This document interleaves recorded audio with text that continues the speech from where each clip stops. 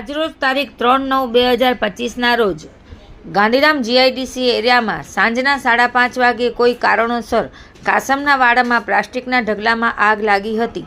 આગે વિકરાળ સ્વરૂપ ધારણ કર્યું હતું. આગે વિકરાળ સ્વરૂપ ધારણ કરતા આસપાસ ભયનો માહોલ સર્જાયો હતો. પર્યાવરણ વિકાસ ફાઉન્ડેશન કચ્છ જિલ્લા મંત્રી ગિરિરાજસિંહ રાણા દ્વારા 112 નંબર પર જાણ કરી અને ફાયર બ્રિગેડને જાણ કરવામાં આવી હતી. ઘટનાની જાણ થતાં જ મહાનગરપાલિકા અને કંડલા કાસેજના ફાયર બ્રિગેડ ઘટના સ્થળે દોડી આવ્યા હતા અને ભારે જહેમત બાદ કલાકો બાદ આગ કાબૂમાં આવી હતી. આ કામગીરીમાં કોર્પોરેશન ફાયર બ્રિગેડના કિરીટ ચુના, નિર્મલ અસદ તથા કંડલા કાસેજ ફાયર બ્રિગેડના જવાનો જોડાયા હતા. પીવીએફના મંત્રી ગિરિરાજસિંહ રાણાએ જણાવ્યું કે પૂર્વ કચ્છ પોલીસ અધિક્ષકની કચેરીએ કંટ્રોલ રૂમને પણ જાણ કરવામાં આવી હતી. બી ડિવિઝન પોલીસ સમયસર હાજર રહી અને ખૂબ જ મદદરૂપ બની હતી.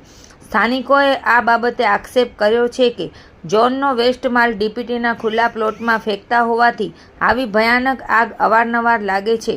આસપાસના રહેણાંકના લોકોએ ગિરિરાજસિંહ રાણાની કામગીરીને બિરદાવી અને આભાર વ્યક્ત કર્યો હતો.